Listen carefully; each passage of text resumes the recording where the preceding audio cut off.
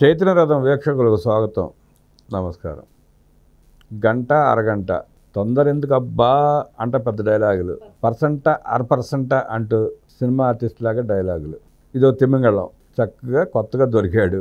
25-30 కోట్ల రూపాయల పొలాలు, ఎస్సీ ఎస్టీ ప్రభుత్వ భూములను ఆక్రమించుకుని లేఅవుట్ చేసుకుని అమ్మేసుకుని డబ్బు పోగు చేసుకున్నాడు. కొనుక్కున్నాళ్ళు అలో లక్షణ అంటూ ఉన్నారు. ఆ ఎస్టీ ఎస్సీలు కంట కన్నీరు పెడతా ఉన్నారు. జగన్మోహన్ రెడ్డి పాలనలో ఒక్కడు సరైన నాయకుడే లేడు. నీతి నిజాయితీ గల నాయకుడు, మంత్రి, ఎమ్మెల్యే ఒక్కడంటే ఒకడు ఎత్తడా కూడా దొరకడెవడు. అలాంటి దొంగలనే దండిపాళ్యం బ్యాచ్ని పోగు చేసుకుని వెనకాల పెట్టుకుని పాలన చేశాడు జగన్ రెడ్డి. ఇప్పుడు అది కొత్తగా వెలుగులోకి వచ్చింది, కేసు అయింది. అసలు ఆ కేసు ఏంటి, ఎంత విలువ చేస్తుంది, అనిల్ కుమార్ యాదవ్ పరిస్థితి ఏంటి అడిగి తెలుసుకునే ప్రయత్నం చేద్దాం. వివరించడానికి మనతో పాటు సోషల్ యాక్టివిస్ట్ శ్రీలీల గారు ఉన్నారు. మరిన్ని విశేషాలు తెలుసుకుందాం. నమస్తే శ్రీలీల. నమస్తే అండి. పర్సెంట అరపర్సెంట అంటూ డైలాగ్ మాట్లాడతా 30 కోట్లు టోపీ పెట్టేశాడు ప్రజలకి అనిల్ కుమార్ యాదవ్. అతని నేర చరిత్ర ఏంటి, అతని పరిస్థితి ఏంటి, అతని వ్యవహార శైలి ఏంటి, అతను మంత్రిగా ఉన్నప్పుడు వ్యవహరించిన తీరేంటి, ఎలా విశ్లేషిస్తారు? నిజంగా అనిల్ కుమార్ యాదవ్ అనటం కన్నా పర్సెంట అరపర్సెంట కన్నా కూడా నోటిపారుదల శాఖ అంటే ఇష్టానుసారంగా నీటిపారుదల శాఖ మంత్రి, నోటిపారుదల శాఖ నోటిపారుదల చేశారు. ఎందుకంటే ఆ నోరు మురుగుంట కంటే దారుణంగా ఇష్టానుసారంగా మనం ప్రజాప్రతినిధులుగా ఉన్నాం, మంత్రులుగా ఉన్నాం, ఇక్కడ ఒక అసెంబ్లీ నడుస్తుంది. మరి దాంట్లో మన వ్యవహార శైలి, భాష ఎలా ఉండాలి, మన పదజాలం ఎలా ఉండాలనేది కూడా మర్చిపోయి గతంలో వాళ్ళు అధికారంలో ఉన్నప్పుడు ఏ విధంగా విర్రవీగారు. ఎప్పుడు వచ్చాం అని కాదు, బుల్లెట్ దిగిందా లేదా అని ఒక డైలాగు, పర్సెంట్ అరపర్సెంట్ అని ఇంకో డైలాగు, మరి 2020 కల్లా పూర్తి చేస్తాం, లేకపోతే 19 దాటి 2020లోకి వెళ్ళేలోపుగా పూర్తి చేస్తాం అని ఈ విధంగా ఇష్టానుసారంగా మాట్లాడిన వీళ్ళు ఈ రోజున జగన్మోహన్ రెడ్డి అందరి పేర్లు లిస్టు చదువుతున్నాడు. పాపం ఏం చేశారు మా వాళ్ళు, ఏం చేశారని. ఇదిగో చేసిన చిట్టా అంతా ఇంత కనిపిస్తుంటే ఇంకా ఏం చేశారని అడుగుతుంటే ఏం చెప్పాలి ఇట్లాంటి వాళ్ళకంటే? ఆ ఏం చేశారు అనేవాడిని కూడా తీసుకెళ్ళి లోపలేండి ప్రజలు అంటున్నారు. మరి అంతే, ఇలాంటి వ్యక్తుల్ని ప్రోత్సహించే వాళ్ళు ఎన్నో కష్టాలు పడంట సుప్రీంకోర్టుకి వెళ్ళి ఆ గడ్డి ఈ గడ్డి తిని ఎవరిని నందిగామ సురేష్ని తీసుకురావడానికి చాలా ఇబ్బందులు పడ్డాడంటే జగన్మోహన్ రెడ్డి. అంటే ఆయన ఏమన్నా సత్య హరిశ్చంద్రుడా, శ్రీరామచంద్రుడా, లేకపోతే ధర్మరాజా? ఎందుకు నువ్వు అన్ని కష్టాలు పడాల్సి వచ్చింది ఆయన బయటకు తీసుకురావడానికి?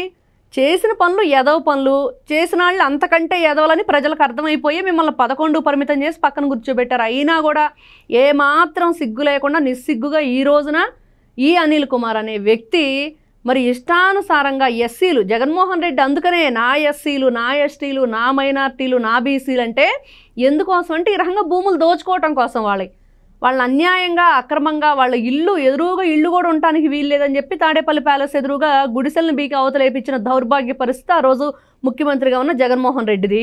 మరి ఈ రోజున చూస్తే ఆయన అధికారంలో ఉన్నప్పుడు వీళ్ళ మంత్రులు, మరి ఈ సామంతులు వీళ్ళంతా చేసిన పనులు ఏంటంటే ఈ విధంగా ఎస్టీలు ఎస్సీలు భూములు లాక్కొని వీళ్ళు లేఅవుట్లు వేసేసి వాటిని అడ్డగోలుగా అమ్మేసుకున్నారంటే నలుగురు నవ్విపోతారని ఏమాత్రం సిగ్గు లేకుండా ఈ రోజున దాదాపుగా 30 కోట్ల రూపాయల ఆస్తి. మరి ఈ రోజున ఆ కొనుక్కున్న అభాగ్యులు ఎవరో, అంతకంటే వాళ్ళ నెత్తిన వీళ్ళు ఏ విధంగా దుమ్మెత్తిపోస్తారో తెలియదు. ఇంత దుర్మార్గమా, ఇంత నీచమా అంటే అసలు కక్కిన కూడికి ఆశపడుతున్నాడు జగన్మోహన్ రెడ్డి అండి. బ్యాచ్ అంటే ఇంతకంటే నీచమైన బతుకు ఇంకొకటి లేదు అనిపించుకుంటున్నారు ఈ రోజున. ఇంత నీచానికి దిగజారిపోయి ఇంకా సిగ్గు లేకుండా కూటమి ప్రభుత్వాన్ని, నారా చంద్రబాబు నాయుడు గారిని, లోకేష్ గారిని, భువనేశ్వర్ గారిని ఎవరినంటే వాళ్ళని మీకు ఇష్టం వచ్చినట్టుగా మాట్లాడటం, ఎన్టీ రామారావు గారి కుటుంబం గురించి మాట్లాడటం. వీళ్ళు ఈ రోజున అసలు వీళ్ళ నీచమైన చరిత్ర, వీళ్ళు చేసిన నీచమైన పనులు ఒక్కసారి వెనక తిరిగి ఆలోచించుకుంటే కక్కిన కూడే, వాటి కోసమే వీళ్ళు ఈ రోజున దానికోసం కుక్కల్లాగా ఎగబడుతున్నారని చెప్పేసి అర్థమవుతుంది. ఇవాళ సమాజంలో తిరిగి 10 మంది మాట్లాడుకునే మాటలు వింటే అదేనండి, వాళ్ళ జీవితం మీద వాళ్ళకే విరక్తి పుట్టేలా ఉంది పరిస్థితి. అయినా కానీ ఆ అజ్ఞానంలోంచి జగన్మోహన్ రెడ్డి బయటికి రావట్లా. జగన్మోహన్ రెడ్డి కానివ్వండి, ఆ చుట్టుపక్కల ఉన్న కొంతమంది నిష్ఠదరిద్రులు వాళ్ళు వాస్తవాలు తెలుసుకోవట్లా, ఇంకా ఏదో అవుతుంది అంటూ భ్రమలోనే బతుకుతున్నారు. దాన్ని ప్రజలు ఎలా చూస్తున్నారు? ఇక్కడ నిన్న అన్నిటికంటే ఘోరమైంది ఏంటంటే ఒక బెట్టింగ్ రాయుడికి మరి ఏదైతే ఒక విగ్రహ ఆవిష్కరణ అని చెప్పి వెళ్ళటం, అక్కడ ఇంకొక 2 ప్రాణాలు కోల్పోవటం, దాని గురించి కూడా మాట్లాడకుండా ప్రెస్ మీట్లో మంచిదే కదా రపరప తలకాయలు నరికేస్తా అని చెప్పేసి జగన్మోహన్ రెడ్డి మద్దతు ఇవ్వటం. బాగుంది, నిజమే. మీరు 2029లో ఏం చేస్తారనేది ప్రజలకు చెప్పారు. కాకపోతే నిన్న వీళ్ళ ఫోన్ ట్యాపింగ్ గురించి ఒక అతను అడిగినప్పుడు మరి గతంలో ఒక సినిమా జల్సా పవన్ కళ్యాణ్ గారి సినిమా ఉండిద్ది. ఆ సినిమాలో కూడా ముఖేష్ ఋషి మరి కోర్టు మెట్లు దిగొస్తూ మరి ఏంటండి మీరు మర్డర్ కేసులో ఉన్నారంట కదా అంటే, ఇదే ఇట్లానే నిన్న ఏదైతే జగన్మోహన్ రెడ్డి గారిని అక్కడ ఒక విలేకరు అడిగాడో ఆ విధంగానే ఒక విలేకరు అతను అడిగితే, నేను ఆ మర్డర్ కేసులు నిందితుడిని అయితే నువ్వు ఇంత ధైర్యంగా వచ్చి నా ముందు ఈ క్వశ్చన్ అడుగుతావా, ఇంటికి వెళతావా అన్నట్లుగా నిన్న జగన్మోహన్ రెడ్డి పదే ఆ క్వశ్చన్ తిరిగి ఎన్నిసార్లు అడిగిచ్చాడు నీకు తెలియదా?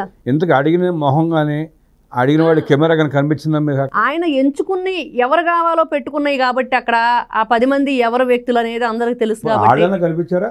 ఎవరు కనిపించరండి, ఎప్పుడు కనిపించరు. జగన్మోహన్ రెడ్డి మీటింగ్ అంటే అసలు ఎట్లాంటి ఛానల్స్ పేర్లు కానీ దానికి సంబంధించిన వ్యక్తులు కానీ ఎవరు ఉండరు, అదంతా రికార్డెడ్గా ఉండిద్ది. స్టిక్కర్లు అతికిచ్చే మైకులు అక్కడ పెడతారేమో ఎదురుకుండా, అయ్యాన కనిపించినాయా? ఇప్పుడు స్టిక్కర్లు కూడా అంటించాల్సిన అవసరం లేదు, గ్రాఫిక్స్లో బోర్డు అని పెట్టుకోవచ్చు. అట్లాంటి వ్యక్తి జగన్మోహన్ రెడ్డి. మరి నిన్న అదే ఫోన్ ట్యాపింగ్ విషయంలో షర్మిల గారు ఒక మాట అన్నారు, ఇంకా ఇంతకంటే ఇంకేం అవసరం లేదండి. ఒకటే ఒక మాట అంది ఆవిడ, నా ఫోను వీళ్ళు ట్యాపింగ్ చేసిన దానికన్నా కూడా మరి గతంలో నన్ను ఎంత ఇబ్బంది గురి చేసి క్యారెక్టర్ అసాసినేషన్ చేశారో అంతకంటే దిగజారుడుతనం ఇంకేమి లేదంటే, ఇక్కడ స్త్రీ ఒకటే ఆవిడ ఒక మహిళగా ఏమని కోరుకుందంటే, ఫోన్ ఇన్నా పర్లేదు కానీ నా క్యారెక్టర్నే ఇబ్బందికి గురి చేసి ఎన్ని రకాలుగా వీళ్ళు మాట్లాడారో అంతకంటే ఇది చాలా తక్కువ, 100 రెట్లు తక్కువ ఈ ఫోన్ ట్యాపింగ్ అనంది. ఇంకేం కావాలి? ఎంతకంటే దిగజారిపోయి నేను ప్రవర్తించాను, ఇంకా అతని భయంకరమైన నీచత్వమైన మనస్తత్వానికి పరాకాష్ట. సొంత ఆడపిల్ల, ఇంటి ఆడపిల్ల ఈ విధంగా మాట్లాడిందంటే జగన్మోహన్ రెడ్డి జీవితం ఇంకా ఎందుకు? ఈ రోజున రాష్ట్రంలో ఆ పార్టీకి చెందిన వాళ్ళు ఏ విధంగా దుమ్మెత్తిపోస్తున్నారు, చేసే పనులన్నీ కూడా ఎంత దిగజారిపోయి ఉన్నాయి అనేది మనకు అర్థమవుతుంది. ఆ మంత్రులు వాళ్ళంతా కూడా గతంలో చేసిన పనులన్నీ ఈ విధంగా ఉన్నాయి. ఇక అంతకన్నా నీచమైన పని ఏముంటుంది? ఇంకేం లేదు. చెల్లెలు ఫోన్ కూడా ట్యాపింగ్ చేసే స్థాయికి దిగజారిపోయాడంటే అలాంటి వాళ్ళు అసలు మనుషులుగా పరిగణించడం కూడా తప్పే. అసలు నిన్న అతను సమాధానం వింటే అక్కడేదో క్రియాశీలకంగా వ్యవహరించిందంటే అందుకని వాళ్ళు చేశారేమో అని మళ్ళీ ఒక మాట, ఏమో నన్ను అడిగితే నేనేం చెబుతానని ఇంకో మాట. ఆ రికార్డులు తెప్పించుకొని ఇంద నువ్వు కాదా? మరి నీకు అవసరం, నీకోసమే కదా వాళ్ళు చేశారు, మరి వాళ్ళు ఎందుకు చేస్తారు? వాళ్ళకి ఏం అవసరం? ఈ రోజున వాళ్ళని ఇరికిచ్చాడు ఇప్పుడు బీఆర్ఎస్ వాళ్ళని, వైఎస్ఆర్సీపీ వాళ్ళు. ఈ రోజున ఏదైనా సరే జగన్మోహన్ రెడ్డి అధికారంలో ఉన్నప్పుడు ఈ మంత్రులు సామంతులు అందరూ కలిసి ఏ విధంగా రాష్ట్రాన్ని బొత్స సత్యనారాయణ చెప్పినట్టుగా శ్మశానం అని అదే చివరకు మిగిల్చారు.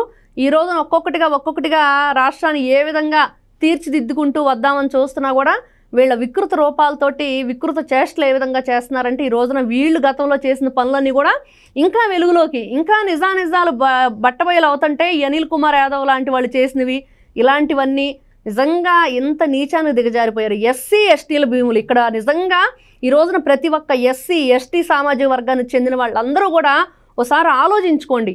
ఎవరు ఈ రోజున అన్యాయంగా మిమ్మల్ని మీ పొట్టలు కొట్టి మీ భూములు లాక్కొని ఈ విధంగా కక్కిన గుడికి, ఎస్సీ ఎస్టీలు కక్కిన కూడికి ఆశపడ్డ ఈ ఎవరైతే నోటిపారుదల శాఖ మంత్రి గతంలో ఉన్నాడో మరి అతను ఈ రోజున ఆ భూముల్ని మళ్ళీ సిగ్గు లేకుండా వేరే వాళ్ళకి అమ్ముకొని అందరినీ ముంచాడు.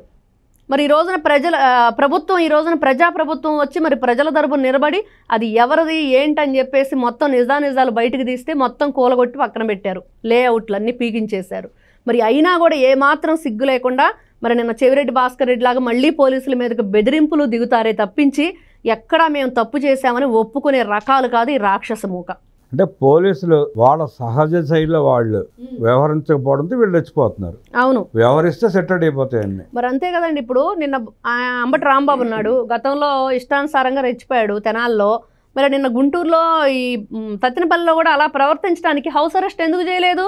గతంలో టీడీపీ సంబంధించిన నాయకులందరినీ హౌస్ అరెస్టులు చేసి గేటు కానించి కూడా బయటకు రానియకుండా చేశారు. కొల్లు రవీంద్ర గారి దగ్గర నుంచి ఆవిడ అనిత దగ్గర నుంచి ఎంతమందిని ఇబ్బందికి గురి చేశారు.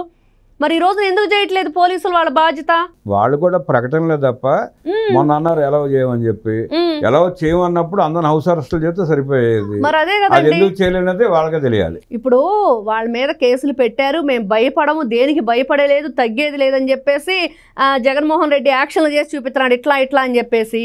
మరి అంబటి రాంబాబు మొన్న చేసిన అంత వాగ్వివాదాన్ని దిగి సిఐ మీద కూడా అంత దురుసుగా ప్రవర్తి ఏం చేస్తావు అని చెప్పేసి నాలుక మడత పెట్టి ఇష్టానుసారంగా ప్రవర్తించి, మరి నిన్న కూడా బ్యారిగేడ్స్ అని ఇష్టానుసారంగా లాగుతుంటే తొక్కి లోపలేయొద్దని చెప్పి ప్రజలు ఈ రోజు అడుగుతున్నారు. ఎందుకు మీరు గతంలో టీడీపీ గవర్నమెంట్ అధికారంలో రాకముందు, మరి వైఎస్ఆర్సీపీ పార్టీ అధికారంలో ఉన్నప్పుడు టీడీపీ నాయకుల్ని వాళ్ళందరినీ హౌస్ అరెస్టులు చేసి ఎంత ఇబ్బంది పెట్టారు? ఈ రోజున వీళ్ళకి ఎందుకు వర్తించట్లేదు?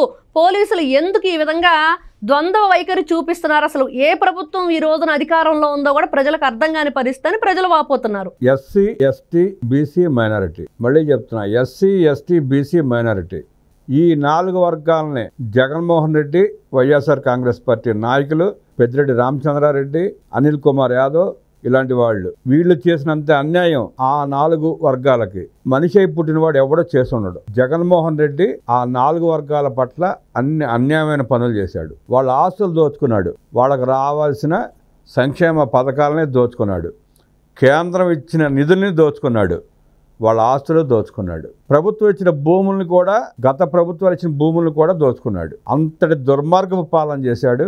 ఆ ఎస్టీ ఎస్సీ బీసీ మైనారిటీ బిడ్డలకి తీవ్రమైన అన్యాయం చేశాడు. లెగిస్తే ఎస్సీ ఎస్టీ బీసీ అంటాడు, మాట్లాడితే ఎస్సీ ఎస్టీ బీసీ అంటాడు.